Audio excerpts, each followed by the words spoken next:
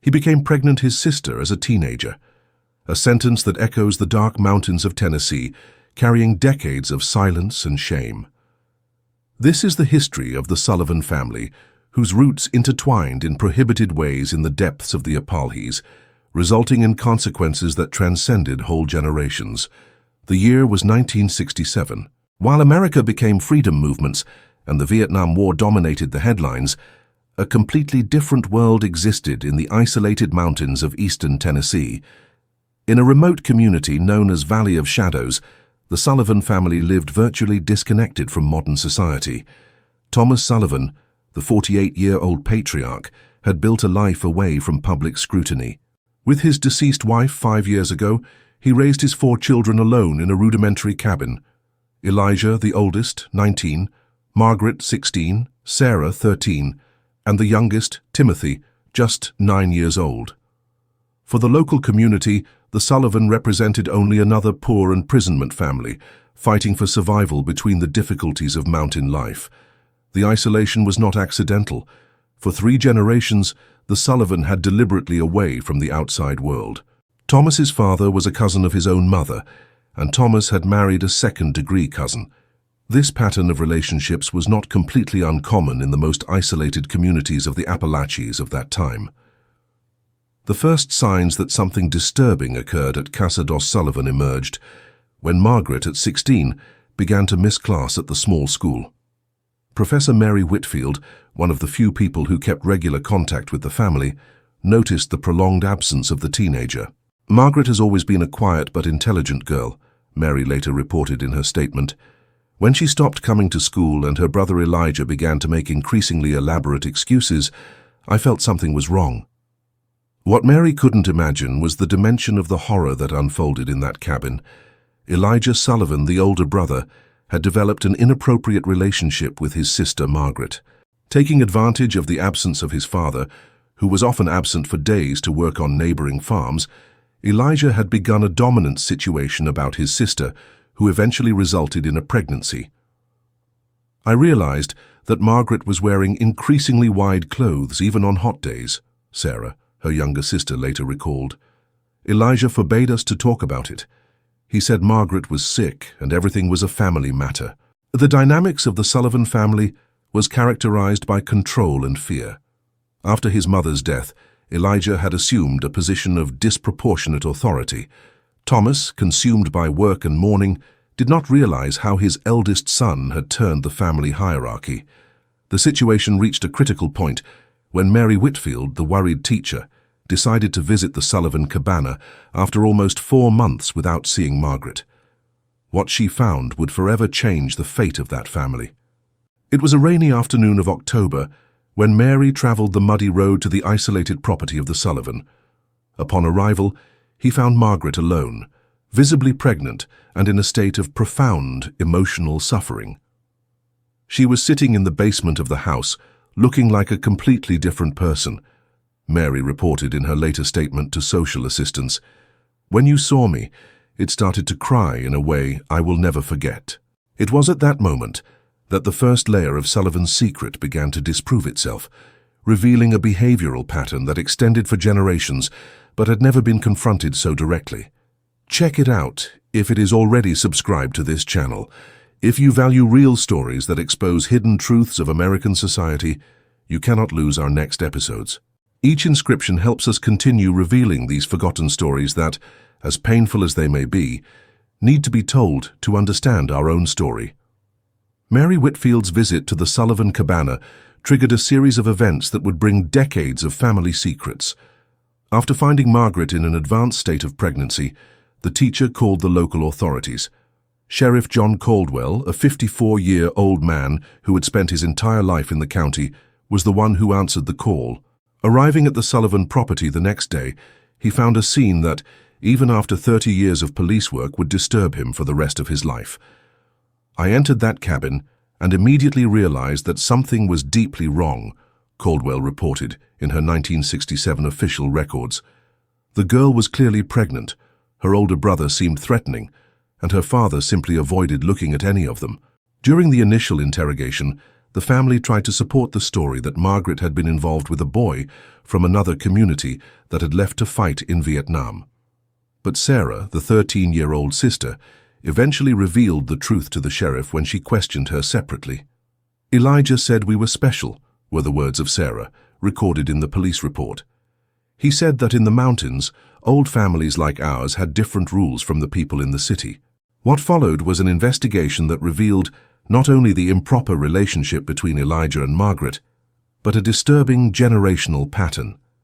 The Sullivan family records, when finally examined, showed a lineage marked by unions between nearby cousins by at least 4 generations. The case gained the attention of Dr. William Thornton, a doctor of the small local clinic who had studied at Johns Hopkins University. Thornton immediately recognized the physical signs of prolonged consanguinity in the family. Timothy, the youngest, had significant learning difficulties and an atypical cranial conformation, noted Dr. Thornton in his medical report. Sarah demonstrated severe vision problems and impaired motor development. These are classic signs of a high degree of consanguinity lineage. Elijah Sullivan was arrested and formally accused, but the 1967 judiciary, in a rural and conservative Tennessee, was poorly equipped to deal with such a complex case. Authorities would discuss whether they would treat him as a conventional crime or as the result of isolated cultural practices that demanded a different approach. During the weeks that followed, local social services, extremely limited at the time, tried to support Margaret. The 16-year-old was now in the 7th month of pregnancy, confused and traumatized. She didn't fully understand what had happened to her, explained Elizabeth Morrows, the social worker designated for the case. Margaret grew up in a separate world, where the normal rules of society did not apply. The history of the Sullivan began to spread across the region, first as whispers, and then as a case of disturbing study of what could happen in isolated communities. For locals, the situation caused a mixture of horror and reluctant recognition that there were mountain families who lived according to their own rules. The investigation revealed even more disturbing details about family dynamics. Thomas Sullivan, his father, had grown under similar conditions. His own father had married a nearby cousin, and geographical and social isolation had been a deliberate strategy for generations. The parish records of the small local church, dated from the 1910s, already mentioned concerns about the families of the mountains that refused to mix. A pastor of that time had tried to intervene, but found fierce resistance and eventually gave up. But it was Margaret's health that most worried doctors now involved in the case. At 6 months of pregnancy, she had alarming signs.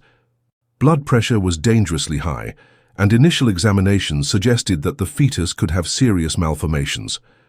A pregnancy resulting from close consanguinity, as it carries significantly increased risks, Dr. Thornton explained in medical records. The harmful recessive genes, which would usually remain numb in a diverse population, are much more likely to speak when close relatives have children. Knoxville University Hospital, with its lighted corridors and teams of doctors in white coats, represented a completely strange world for Margaret Sullivan. The 16-year-old, who had spent all her life in the shadows of the mountains, was now under fluorescent lights, surrounded by machines whose purpose she barely understood. Dr. Richard Coleman, a high-risk obstetrics specialist, assumed the case after Margaret's transfer. His first meeting with the teenager was recorded in his memory and later in his medical records. The patient had clear signs of chronic malnutrition and lack of basic prenatal care, noted Dr. Coleman. In addition, I observed subtle but distinctive facial characteristics that suggested that it was already the product of some degree of consanguinity. The initial exams confirmed the concerns of local doctors. Margaret's pregnancy, the result of the union with his biological brother, had multiple complications. Ultrasound, a relatively new technology in 1967, revealed that the fetus had abnormal brain development and possible heart malformations. When we performed the first ultrasound, the whole team was silent, recalled years later nurse Janet Wilkins. It was an image, but that none of us were prepared to see. While doctors debated the course of action, Margaret's health was continued to deteriorate. She developed preeclampsia, a dangerous condition characterized by high blood pressure. The medical team was forced to induce birth prematurely when Margaret was about 32 weeks of gestation. Birth occurred on a timely night of November 1967. The baby, a boy, came into the world with multiple congenital conditions, including microcephaly, cardiac defects, and pronounced facial deformities. He was immediately placed in neonatal intensive care, while Margaret was fighting for his own life. The baby, temporarily recorded as Men's Sullivan baby, lived only 72 hours. Their organs, committed by multiple malformations, were unable to support basic vital functions. Margaret, sedated for much of that time, never saw her son. The death of the Sullivan baby was not only a personal tragedy, but also a case study that would later be documented in medical literature on the genetic risks of nearby consanguinity. Dr. Coleman, with judicial authorization, collected samples for genetic studies that would reveal alarming patterns of homozygosity. While the Sullivan baby became a study case, Margaret faced his own physical and psychological recovery process. The young woman now had to process not only physical trauma, but also the gradual understanding of the nature of her relationship with her brother and family practices that had been normalized in her environment. She was repeatedly asked about her family, especially about Sarah and Timothy, said psychologist Dr. Marianne Lewis, designated for her case. Margaret did not show the conventional understanding that what had happened was wrong. For her, it was simply the world she knew. Meanwhile, the judicial case against Elijah Sullivan continued. District Prosecutor Richard Bennett faced the challenge of suing a case that, although clearly criminal by the standards of the wider society, was rooted in isolated cultural practices. In court, Sarah Sullivan, then 14, was called to witness. His testimony, protected from the press due to his age, was described by those present as deeply disturbing. She detailed how Elijah had gradually assumed family control after her mother's death.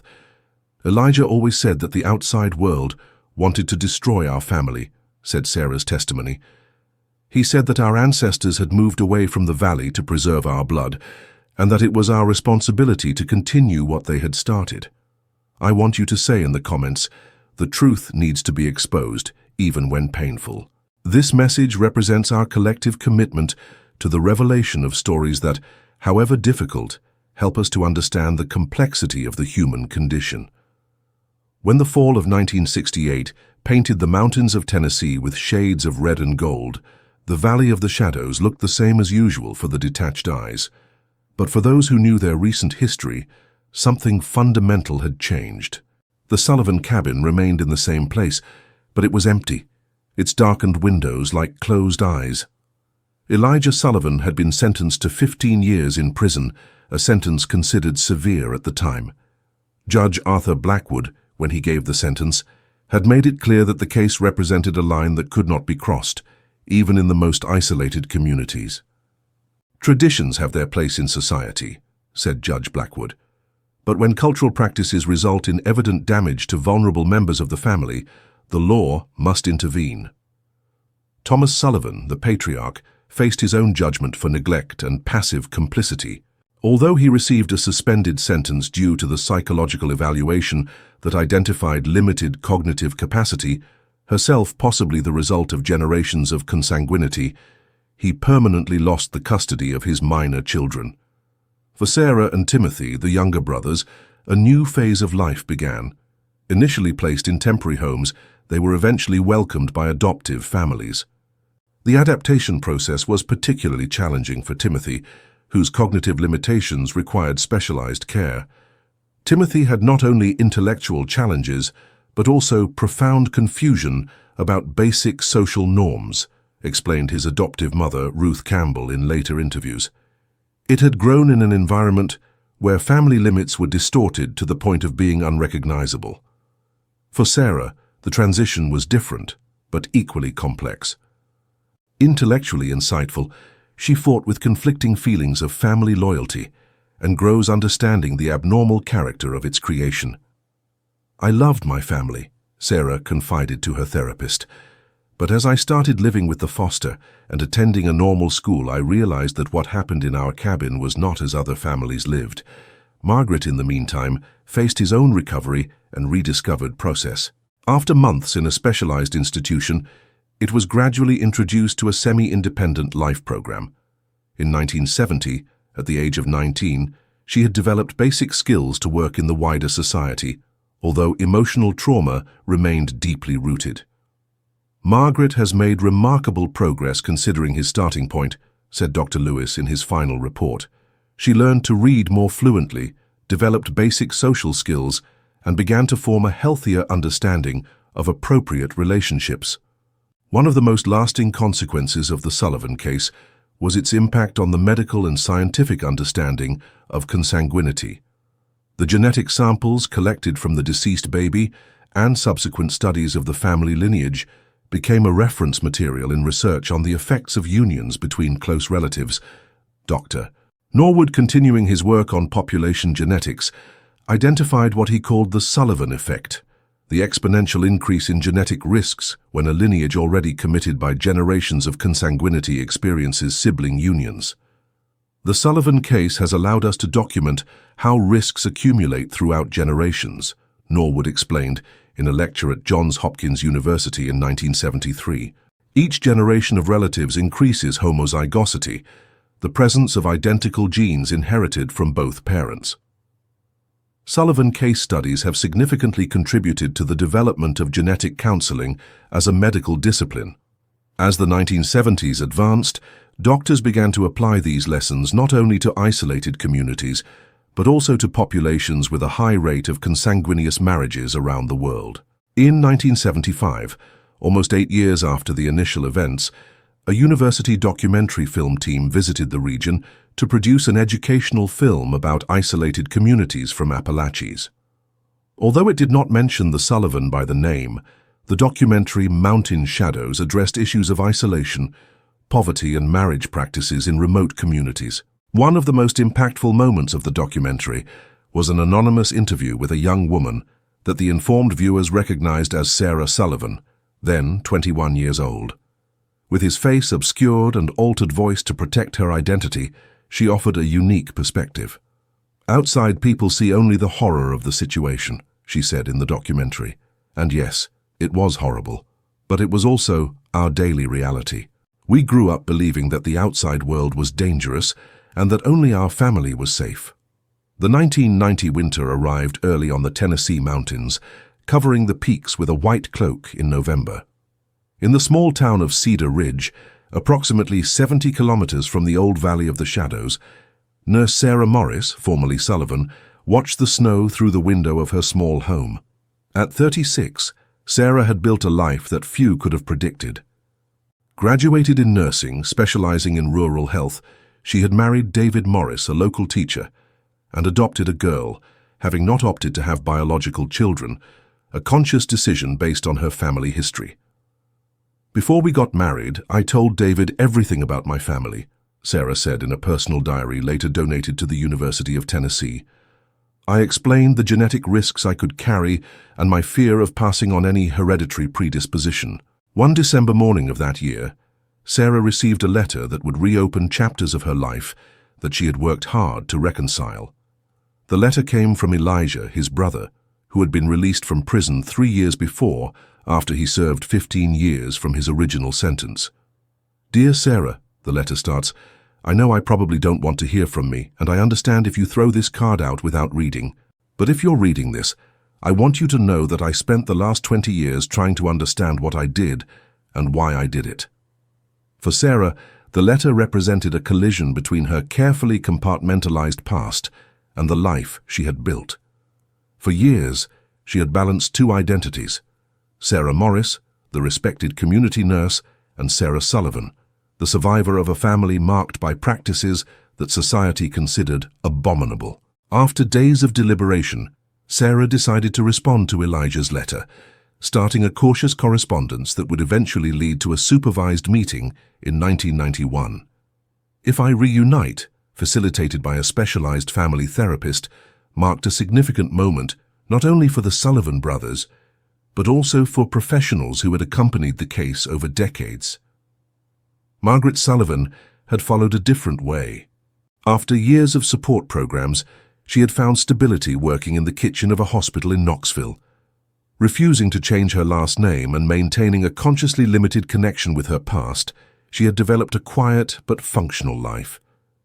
In 1992, when academic interest in the Sullivan case resurfaced on the 25th anniversary of the original events, Margaret surprised many by agreeing to participate in an interview for a resilience study in trauma survivors. "People always ask if I hate my brother or father," she said in the interview. "The truth is more complicated. How can I completely hate people who, in their own distorted way, believed they were following the rules of the only world they knew? But also, how can I feel angry at what was taken to me? Both things are true at the same time." Timothy Sullivan, the youngest member of the original family, continued to live in a support facility. His cognitive and physical problems, possibly resulting from generations of consanguinity, had limited his options. But within a structured environment, he had found a measure of satisfaction. The scientific and medical impact of the Sullivan case continued to evolve with the advancement of genetics. In the 1990s, with the development of the most sophisticated human genome project of genetic analysis, researchers revisited preserved samples and case data. In 1995, the Tennessee Health Department established the Mountain Health Program, an initiative designed to provide health education and medical services to isolated rural communities. Although never explicitly mentioned, the program had been widely inspired by the lessons learned from the Sullivan case. The old Sullivan cabin, abandoned for decades, finally collapsed during a winter storm in 1997, symbolically marking the end of an era. In the place where once there was an isolated and dysfunctional family, the forest had claimed its territory. In 2000, 33 years after the original events, the University of Tennessee established the Center for Rural Studies Sullivan, dedicated to research on geographical isolation, cultural practices in remote communities, and appropriate interventions for vulnerable populations. "We can't change what happened," Sarah said at the inauguration ceremony, publicly talking about her history for the first time. "But we can guarantee that the suffering of our family was not in vain, that the lessons learned will continue to protect other vulnerable families for generations. People want simple stories," Margaret noted in his last known interview in 2002. "They want monsters and victims, villains and heroes. But the truth is almost never so simple. Our family was created by generations of isolation, ignorance and fear. What happened to us was terrible, but it was also the result of larger forces than any individual. If you watched so far, it is because you liked this story. Leave a comment saying, 'I watched here so I can meet you and know who really likes the stories here on the channel.' Be sure to subscribe to the channel to follow more stories like this that reveal the dark secrets of American families. Your support is critical so that we can continue bringing these important stories that, however painful, need to be told. If this story has played you in any way, please leave your like and share with people who also appreciate educational content about historical cases. The truth needs to be exposed even when painful.